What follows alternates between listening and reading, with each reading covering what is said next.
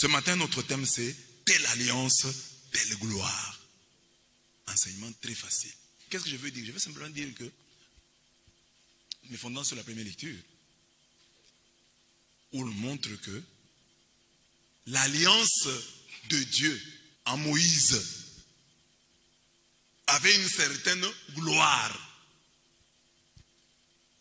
Parce que Moïse est allé par exemple sur la montagne et son visage brillait. Les enfants d'Israël étaient incapables de le fixer du regard. Donc Moïse brillait parce qu'il avait rencontré Dieu. Et Saint Paul dit, mais ça c'est le ministère de la condamnation, le ministère de la mort. Mais ce ministère-là était pourvu de gloire, était glorieux. Mais que dire du ministère de la vie, c'est-à-dire de l'alliance en Jésus-Christ? Si l'alliance en Moïse a eu une certaine gloire, la gloire de l'alliance que nous avons en Jésus-Christ doit être plus grande. Telle alliance, telle gloire. L'alliance en Moïse était revêtue d'une certaine gloire. Mais c'était le ministère de la condamnation, le ministère de la mort.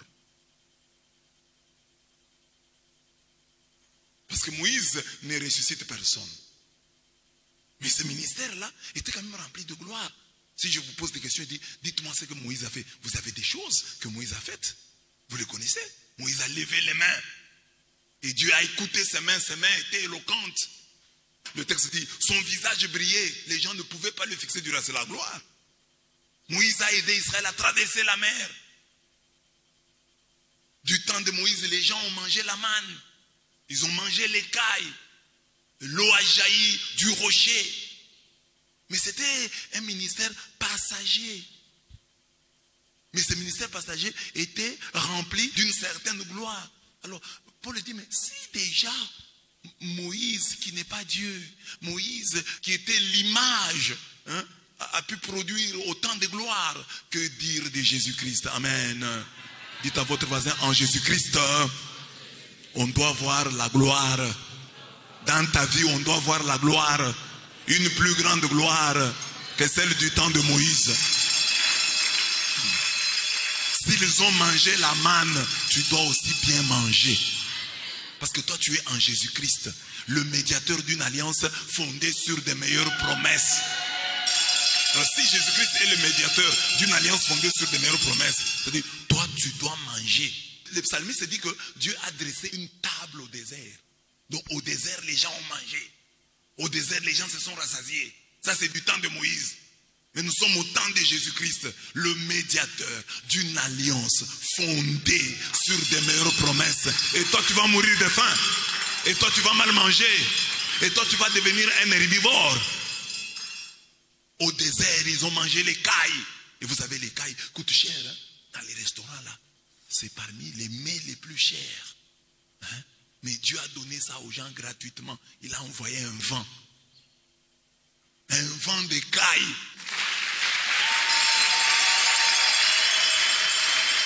Amen. Un vent a ramené l'écaille dans le camp des enfants d'Israël. Et ils ont mangé à satiété.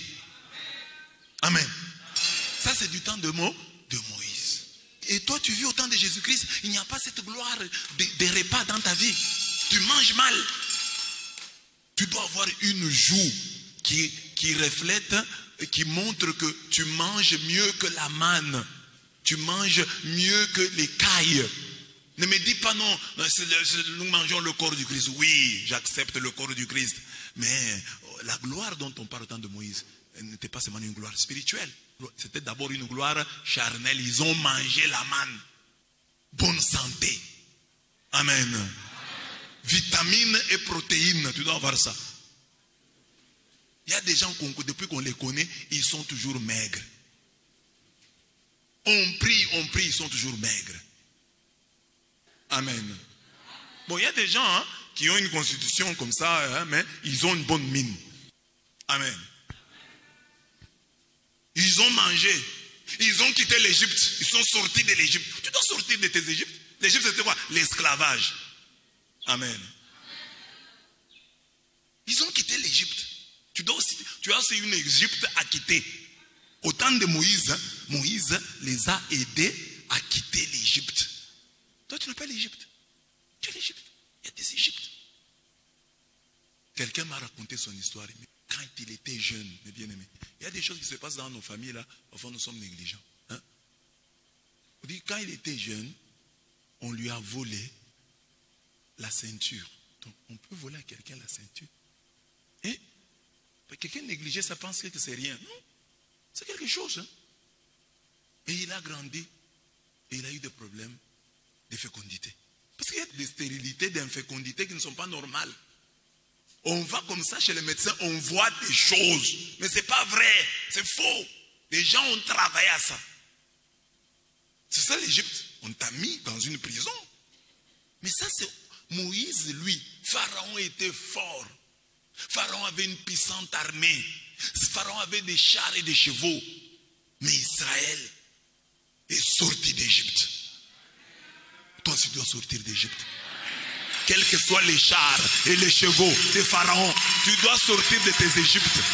On va rester là-bas. Oh non, je suis comme ça. Non, non, non, tu dois sortir.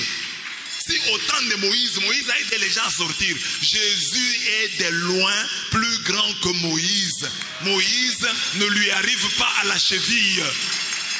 Alors quand tu pries, tu dis, papa, les gens du temps de Moïse sont sortis d'Égypte. Et moi je suis en Jésus-Christ, je ne sors pas de l'Égypte.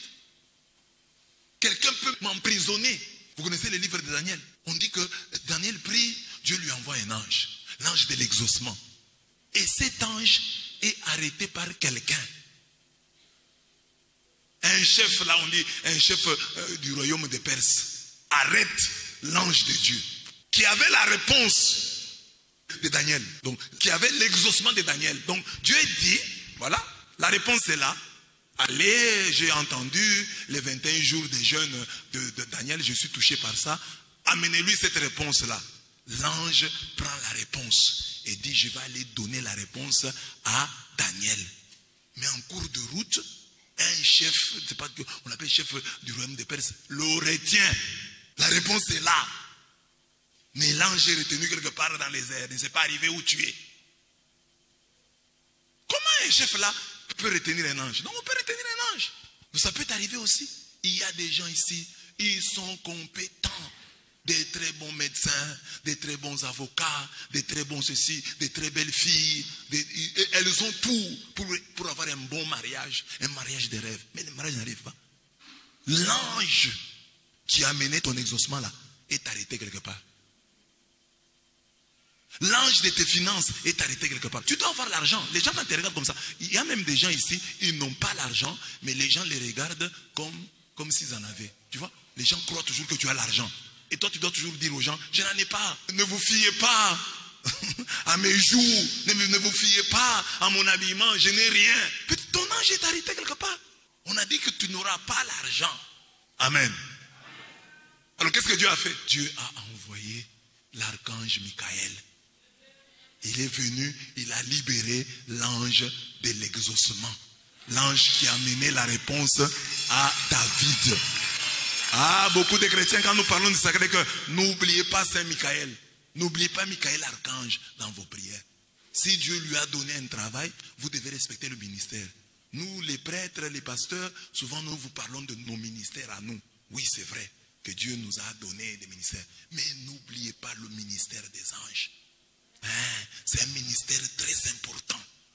Si l'ange de l'exaucement est envoyé par Dieu, est retenu par les chefs du royaume de Perse, et si Dieu envoie Michael délivrer l'ange qui a ta réponse, alors tu dois avoir une certaine relation avec Michael. Demande à ton voisin là, quelle relation tu as avec l'archange Michael, toi? Quelle relation tu as? Parce que en cas de blocage, ton ange là de l'exaucement est envoyé avec la réponse. Mais on dit que pour débloquer la situation, on envoie Michael l'archange. Or toi, je ne me rappelle pas, je ne te vois pas dans la vie d'y parler à Michael l'archange. Je ne sais pas si tu connais même Michael l'archange. Hein? Amen. Dis à ton voisin là, tu connais Michel l'archange? Donc, si du temps de Moïse, Israël est sorti d'Égypte, mais bien aimé, donc croyons qu'il y a une plus grande gloire en Jésus-Christ. et qu'il va nous sortir de nos Égyptes. C'est ça l'enseignement. C'est-à-dire que nous voyons toute la gloire dont le ministère de Moïse a été revêtu. Et nous nous disons que ça c'était l'alliance en Moïse. Ils ont traversé la mer Rouge, ils ont mangé la manne, ils ont consommé la manne, ils ont bu du rocher, ils ont mangé l'écaille. Ah, ils ont vu tout ça. Moïse a levé les mains, Dieu a donné la victoire. Ça c'est la gloire dont a été revêtu le ministère de Moïse, qui est de loin inférieur à celui de Jésus-Christ. Alors on dit maintenant, le ministère de Jésus-Christ, qui est un ministère de vie, doit revêtir une plus grande gloire. Ça c'est 2 Corinthiens 3, 4 à 11. Et nous avons une telle confiance en Dieu par le Christ. Ce n'est pas à cause d'une capacité personnelle que nous pourrions nous attribuer. Notre capacité vient de Dieu. Dites Amen. Notre capacité vient de qui? Vient de Dieu. Lui nous a rendus capables d'être les ministres d'une alliance nouvelle, fondée non pas sur la lettre, mais dans l'esprit. Car la lettre tue, mais l'esprit donne la vie. Le ministère de la mort, celui de la loi, gravé en lettres sur des pierres, avait déjà une telle gloire. Notre thème, telle alliance, telle gloire. Avait déjà une telle gloire que les fils d'Israël ne pouvaient pas fixer le visage de Moïse à cause de la gloire. Amen. Que Dieu mette aussi sur ton visage la gloire. Que les sorciers soient incapables de poser leur regard, de fixer ton visage. Amen. Que personne n'ait le courage de fixer ton visage. Que les gens qui te voient, les sorciers là, quand ils te voient, qu'ils inclinent leur visage, qu'ils inclinent leurs yeux. Amen. Ne pouvaient pas fixer le visage de Moïse à cause de la gloire, pourtant passagère, qui rayonnait de son visage. Combien plus grande alors sera la gloire du ministère de l'Esprit. Donc le ministère de Moïse, on l'appelle le ministère de la mort. Celui de Jésus-Christ, on l'appelle le ministère de l'Esprit. Le ministère qui entraînait la condamnation, celui de la loi, était déjà rayonnant de gloire. Combien plus grande sera la gloire du ministère qui fait de nous des justes. Non, parce que l'autre là, ministère de condamnation. Celui-ci, ministère de justice. Non, vraiment, ce qui, dans une certaine mesure, a été glorieux, ne l'est plus. Parce qu'il y a maintenant une gloire incomparable. Dites à votre voisin, il y a maintenant une gloire incomparable. Il y a maintenant une gloire incomparable. Il y a maintenant une gloire incomparable. Alors, tu n'as pas envie, j'entends parfois les chrétiens qui chantent, qui disent, oh, dans le temps tu répondais. Non. C'est maintenant qu'il y a une gloire incomparable.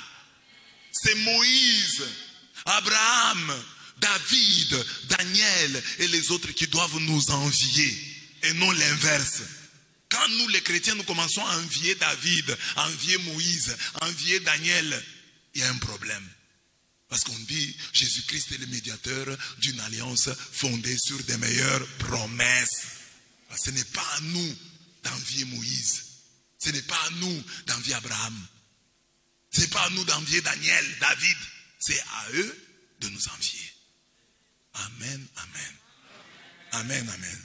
Si en effet, ce qui était passager a connu un moment de gloire, combien plus ce qui demeure restera-t-il dans la gloire? Amen. Et toi, tu vis au temps de Jésus-Christ, il n'y a pas cette gloire des repas dans ta vie. Tu manges mal. Bonne santé. Amen. Vitamines et protéines, tu dois avoir ça. Amen. Dis à ton voisin, tu es en Jésus-Christ. Demeure dans la gloire. Demeure dans la gloire. Demeure dans la gloire.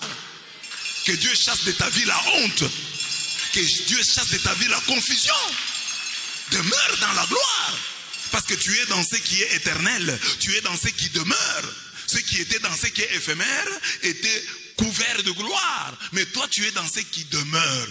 Tu dois demeurer dans la gloire. C'est-à-dire quand tu vois dans ta vie la honte, n'accepte pas. Ne trouve pas ça normal. Ce n'est pas normal. Les maladies que tu as, les maladies dont tu souffres, elles doivent partir. Parce qu'elles ne sont pas glorieuses. Amen. Tu sais comment tes ennemis se réjouissent quand ils te voient tout le temps malade? Ils sont très contents. Les ennemis de ce monde, les ennemis du monde des ténèbres. Hein? Tu dois demeurer dans la gloire. Demeure dans la... Tu sais ce que les gens disent? Quand tu pries là, quand ils voient une erreur dans ta vie, il prie, mais il a quoi? Il prie, mais il est toujours locataire. Il prie, mais il est toujours célibataire. Il prie, mais qu'il trouve une femme, on va croire en lui. C'est ça ta honte. Voilà pourquoi j'ai dit, il faut la gloire. Ne te contente pas de ce que tu vis là. Dieu doit mettre de la gloire dans ta vie. Dieu doit fermer certaines bouches. Et alors si tu veux que Dieu ferme certaines bouches, toi commence par fermer la tienne. Ferme d'abord ta bouche comme ça, Dieu va parler pour toi. Maintenant tu parles et Dieu parle. Dieu est poli, toi tu es impoli. Est-ce que vous pouvez parler en même temps? Dieu parle, toi aussi tu parles. Non. Alors comme toi tu aimes parler, Dieu se tait. Mais quand tu te tairas, Dieu parlera. Parce que Dieu ne peut pas parler avec toi. Dieu est très poli. Comme tu aimes beaucoup parler, c'est pourquoi il te laisse parler. Mais le jour où tu la boucleras, lui plaidera en ta faveur. Mais comme tu aimes beaucoup parler, il te laisse parler. Mais depuis que tu parles, tu as quoi? Rien. Et tu crois que tu t'es défendu en parlant tel, en attaquant tel, tu t'es défendu. Tu n'es pas défendu. Au contraire, tu t'es enfoncé davantage. Amen. Est-ce que vous avez compris? C'est ça notre thème. Telle alliance, telle gloire. Alors, dans l'enseignement, je prends 5 points. Le premier point, c'est la gloire de la rigueur. Généralement, nous les chrétiens, nous pensons que du temps de Moïse, il n'y avait plus de rigueur. Je donne un texte ici. Un monsieur qui est allé ramasser du bois le jour du sabbat. On le tue. On dit, du temps de Moïse, il y avait trop de rigueur. On dit non, ce n'est qu'une apparence. En réalité, c'est en Jésus-Christ qu'il n'y a plus de rigueur. Parce que Jésus-Christ dit, je ne condamne pas seulement celui qui envie la femme, je ne condamne pas seulement celui qui prend la femme d'autrui. Je n'attaque pas seulement celui qui tue l'autre. Mais moi je vous dis maintenant que vous avez une mauvaise pensée sur une femme, vous avez déjà eu des relations intimes avec elle. Donc vous avez péché. Vous haïssez votre frère, vous l'avez déjà tué. Donc en Jésus-Christ, il n'y a plus de rigueur qu'en Moïse. En Moïse, il fallait qu'on t'arrête, qu'on te trouve avec la femme d'autrui.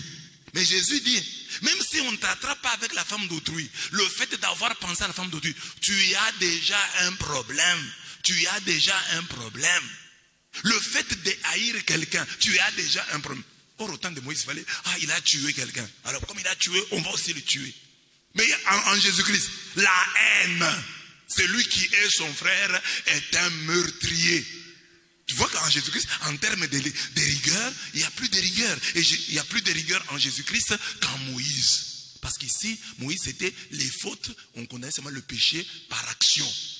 Mais en Jésus-Christ, ça devient en pensée, en parole, par action, oui, c'est aussi condamné, mais même par omission. Celui qui sait faire le bien qui ne le fait pas, pêche. Ça, c'est en Jésus-Christ. Donc, ça devient plus dur. C'est ainsi qu'il dit, je ne suis pas venu abolir la loi de Moïse. Je suis venu accomplir. Je suis venu parfaire. C'est-à-dire, parfaire là, c'est dans le sens de, il est venu accomplir, c'est-à-dire réaliser, la mettre en pratique, mais aussi, il est venu l'améliorer. Dire non, non, tu ne pêches pas seulement quand tu poses un acte ponctuel. Tu pêches déjà quand dans la pensée, tu es déjà sorti du bon chemin. Tu as déjà péché. Tu n'as pas besoin de commettre l'acte, mais déjà par la pensée, tu as déjà péché. Ça, c'est en Jésus-Christ. Ça devient plus rigoureux. C'est ainsi que dans l'évangile, il dit, c'est lui qui supprimera l'un de ses plus petits commandements et qui enseignera aux hommes à faire de même sera appelé le plus petit dans le royaume des cieux. Mais celui qui les observera et qui enseignera à les observer, celui-là sera appelé grand dans le royaume des cieux. Alors vous voyez, quand on est chrétien, il y a des choses qu'on néglige. Non, est-ce qu'il faut lever les mains? Moi je ne lève pas les mains. C'est un petit commandement. J'ai tué qui? Lèvons nos mains. C'est un petit commandement. Dites à votre voisin. C'est un petit commandement. Dites à votre voisin. Dites bonjour à votre voisin. Non, moi ça je ne peux pas faire. Ce que je crains, c'est tuer quelqu'un, prendre la femme d'autrui. Mais les petites choses là, de la vie quotidienne, ne parlent pas de l'autre en mal. Ne va pas le calomnier. Non, le problème, moi, c'est que je crains, c'est prendre la femme d'autrui, mais je peux calomnier. Je peux me dire de quelqu'un. Jésus dit, c'est lui qui supprimera l'un de ses plus petits commandements et qui enseignera. Alors vous allez poser la question, est-ce qu'il y a vraiment des gens qui peuvent enseigner aux autres à violer les plus petits commandements? Oui, nous enseignons aux autres à violer les plus petits commandements par notre mauvais exemple. Quand toi, papa, à la maison, tu te mets à critiquer tes amis, tes frères et sœurs, avec qui tu parles bien, les enfants croyaient que tel était ton ami, mais ils t'entendent souvent le critiquer. Ils t'entendent souvent comploter, le maudire. Alors les enfants donc, apprennent aussi que dans la vie c'est comme ça. Tu peux bien vivre avec les gens, donner l'impression qu'ils sont tes frères, et après parler d'eux en mal. Tu as enseigné. Il ne faut pas penser que non, enseigner c'est-à-dire faire un feuillet avec 5 points. Non.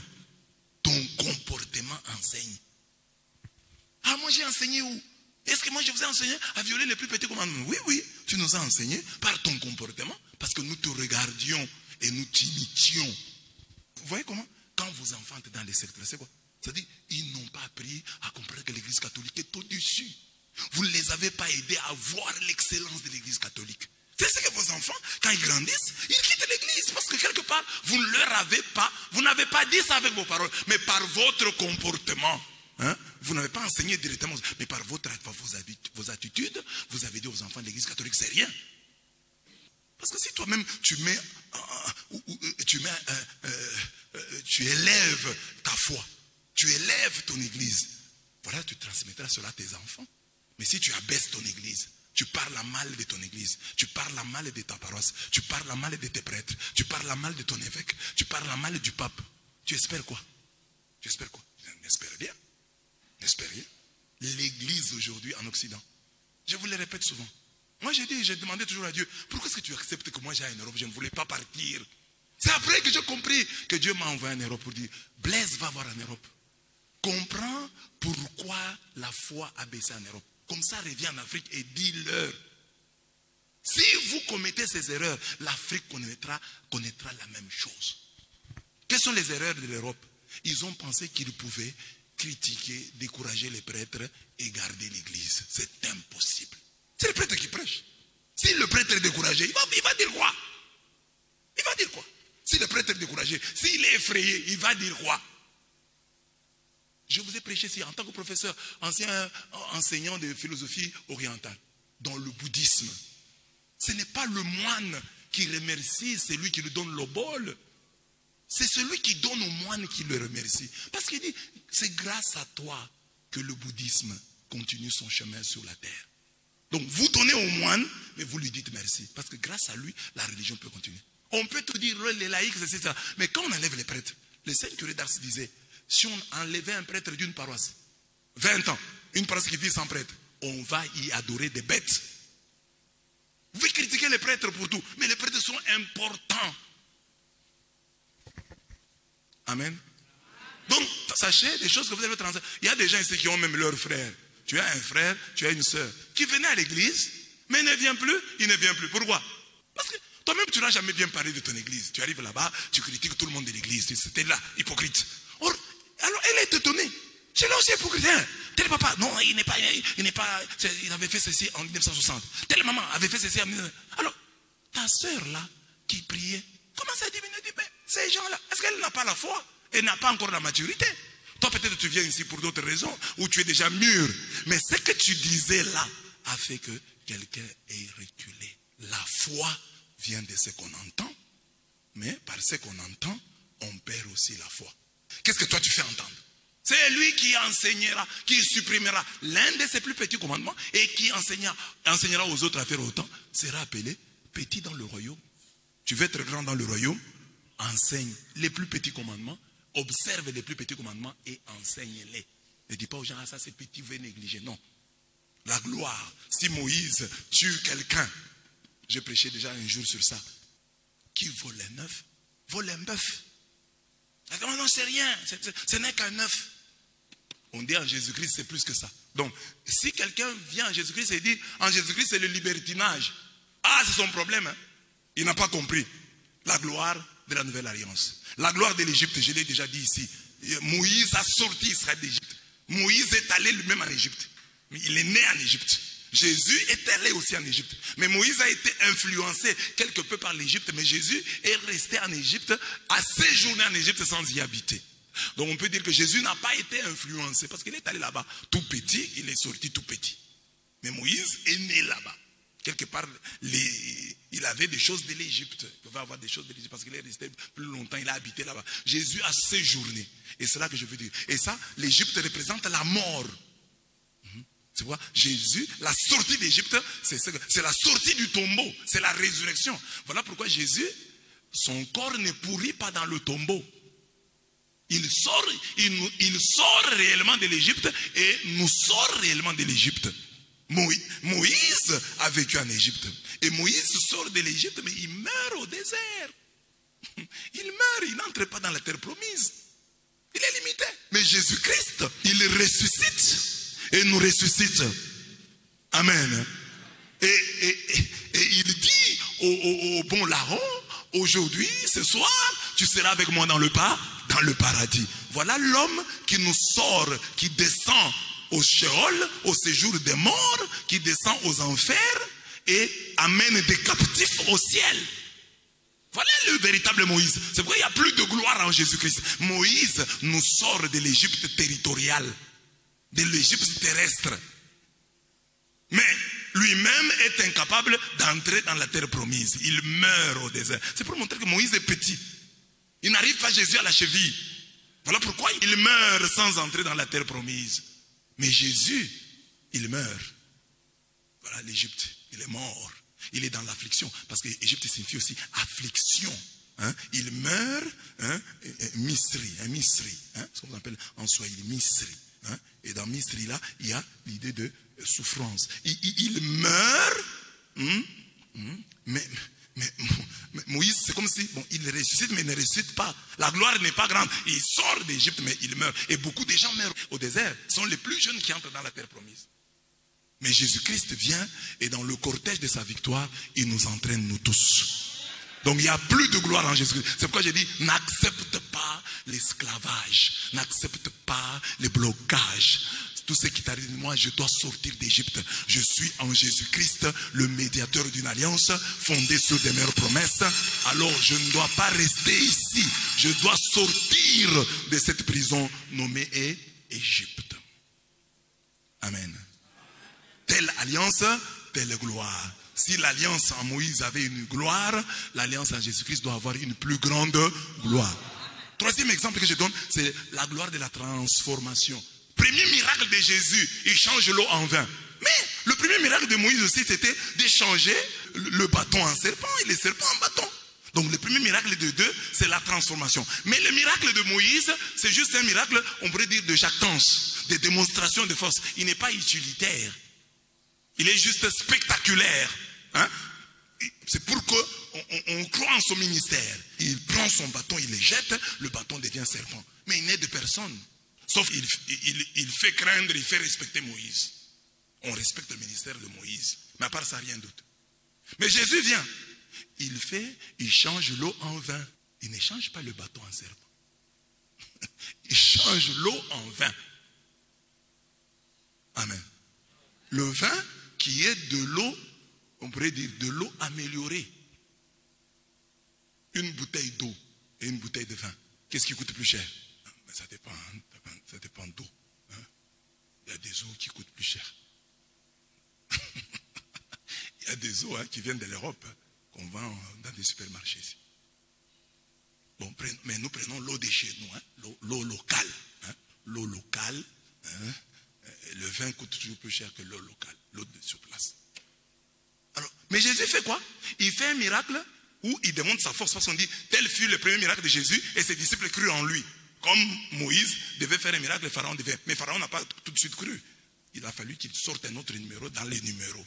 C'est quand les serpents de Moïse ont commencé à avaler les serpents de Pharaon que Pharaon a un peu cru. Mais il n'a pas cru parce qu'il n'a pas lâché. Il a fallu d'autres 10 plaies pour qu'il puisse. Il a fallu des 10 plaies pour qu'il puisse croire.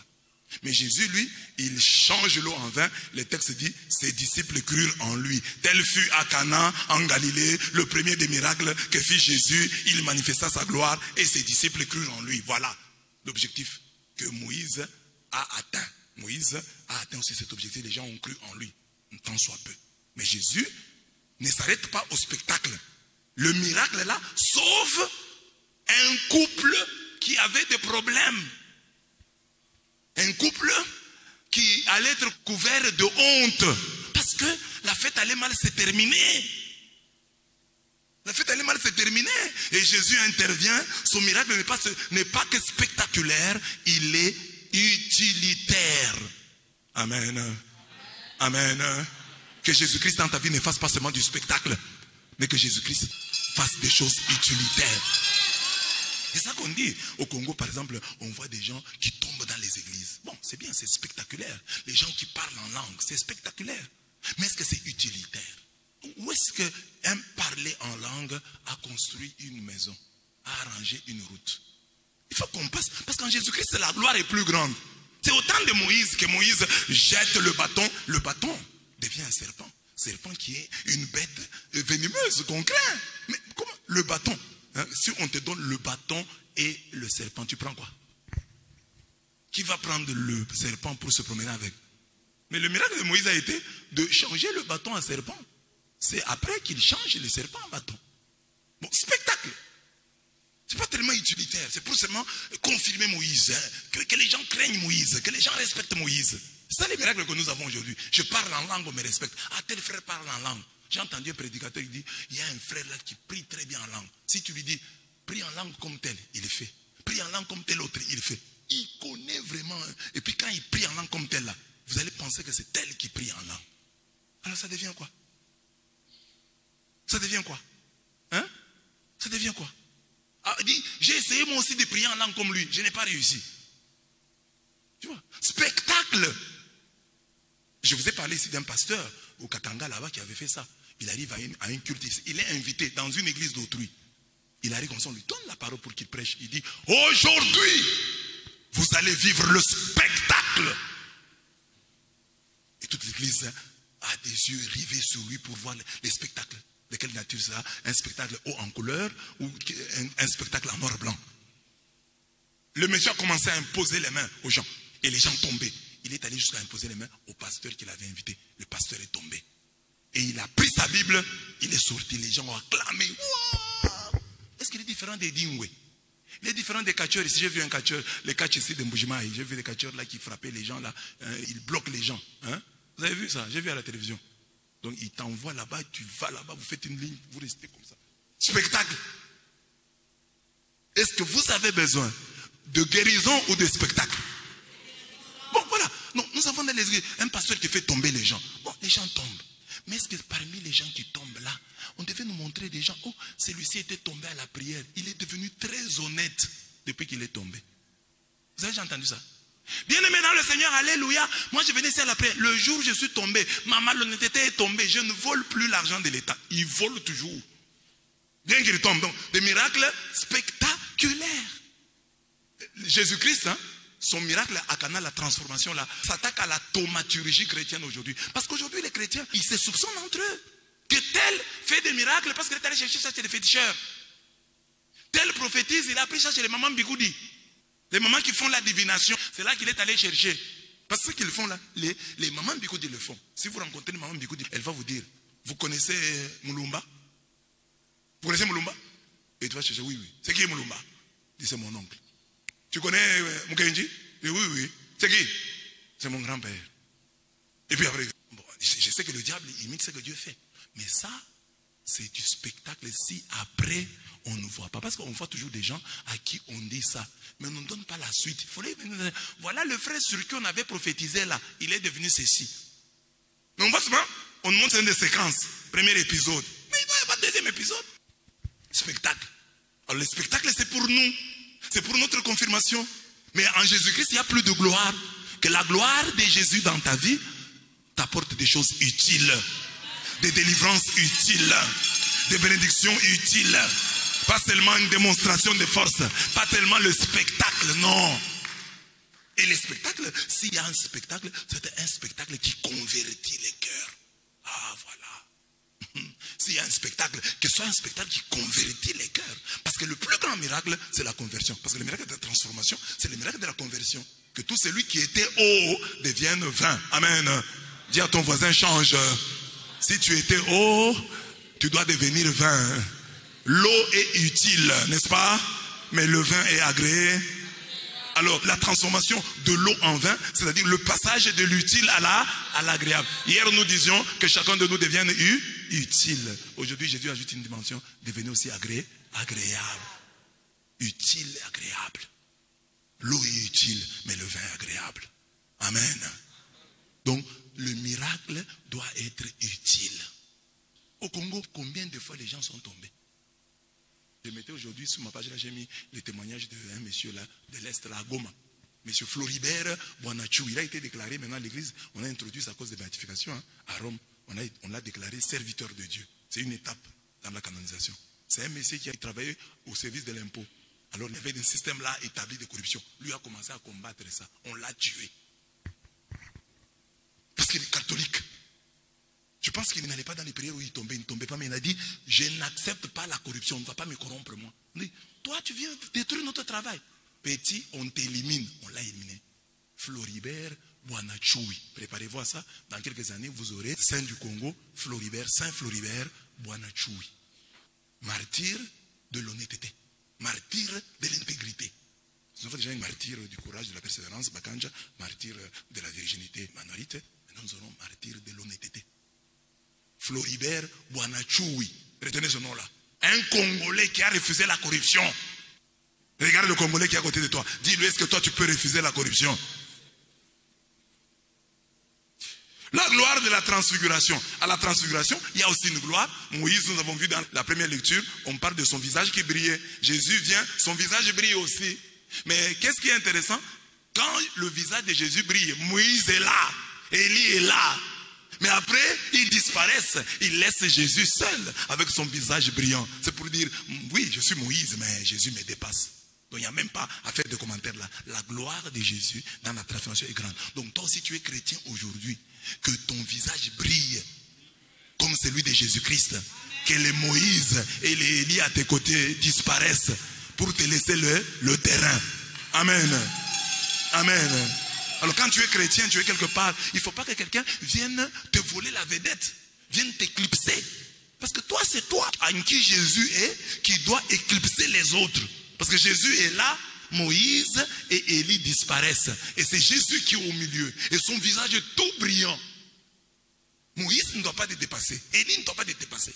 C'est toi qui dois dépasser. Dis à ton voisin, brille. Brille encore. Dans le mariage, brille. Au travail, brille. Excelle.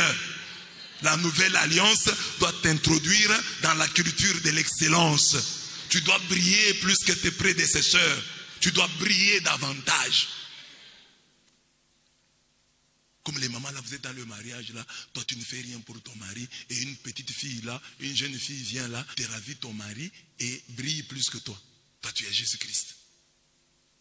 Et ton mari commence à dire, non, en tout cas, cette femme que j'ai eue, elle est plus obéissante que ma femme. Ah, maman, en Jésus-Christ.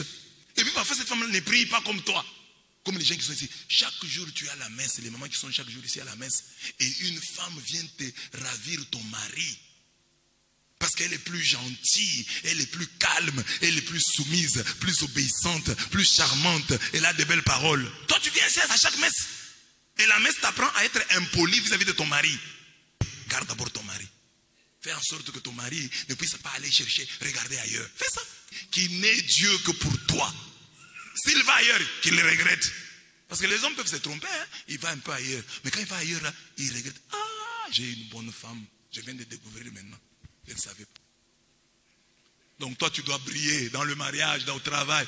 Tu as la gloire de Jésus-Christ. Dans la nouvelle alliance, il y a une plus grande gloire. Et tu dois plus briller. Quelqu'un qui a des fétiches, il vient, il brille plus que toi. Tu te laisses faire, tu acceptes cela. Non, non, non, tu dois briller plus que lui. Et enfin, 5, la gloire des mains éloquentes. Moïse lève les mains. À Réphidim. Et Israël a la gloire.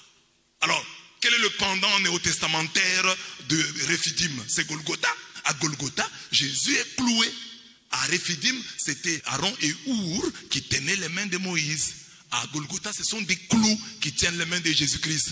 Mais Moïse a donné à Israël la victoire pour un petit temps, seulement à Réphidim. Mais les mains levées de Jésus-Christ donnent la victoire jusqu'aujourd'hui. Ce n'était pas pour un temps, pour une guerre, pour une bataille, mais pour toutes les guerres, pour toutes les batailles, pour tous les combats. Les mains levées de Jésus-Christ contiennent en elles la victoire.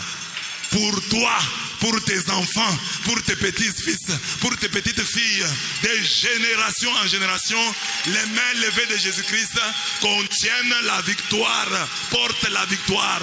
C'est ce que je te dis, il n'y a plus de gloire en Jésus-Christ qu'en Moïse. Tu n'as pas à envier Moïse, tu dois plutôt exalter Jésus-Christ et réclamer que la gloire de la nouvelle alliance éclate et se manifeste dans ta vie. Quand tu es chrétien et que tu pries, tu demandes à Jésus, Jésus, je veux voir la gloire du temps de Moïse. Jésus dit, mais tu n'as rien compris.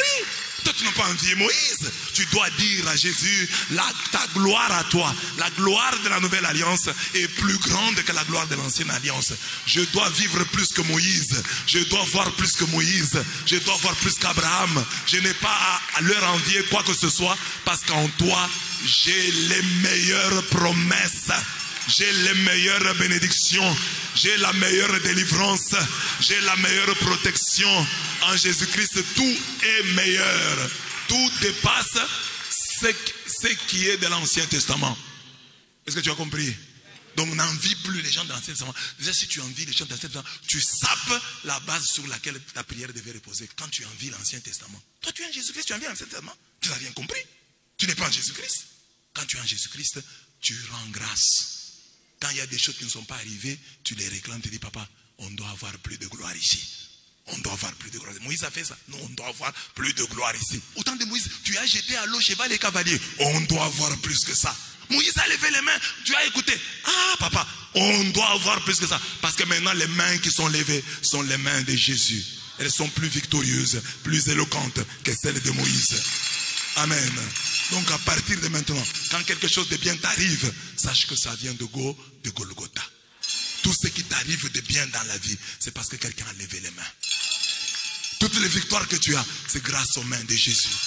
Ne pense pas que tu as des victoires grâce à tes mains. C'est grâce aux mains levées de Jésus-Christ.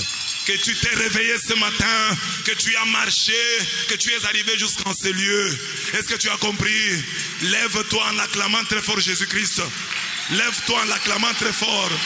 Et commence à le louer, commence à le bénir pour la grande gloire qu'il a mise dans ta vie. Commence à louer Jésus-Christ pour la grande gloire qu'il a mise dans nos vies. La gloire qui dépasse celle de la manne, qui dépasse celle des cailles, qui dépasse celle de la traversée de la mer Rouge à pied sec. Nous avons plus que cela, qui dépasse la transformation du bâton en serpent.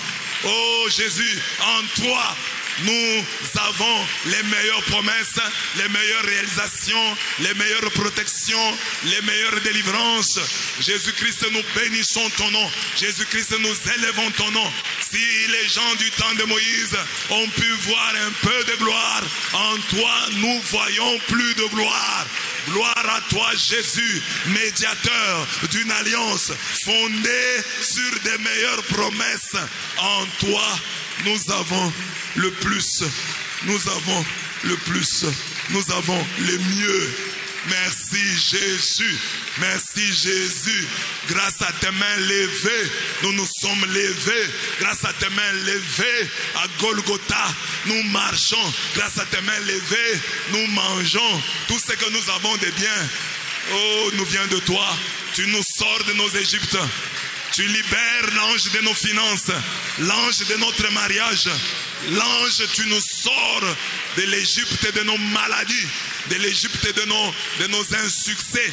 Tu nous sors de toutes ces Égyptes-là et tu nous introduis dans la terre promise de la bénédiction, de la guérison, de l'avancement, du progrès. Merci Jésus, médiateur d'une alliance fondée sur des meilleures promesses. Amen. Amen. Tous nous disons merci Seigneur Jésus-Christ.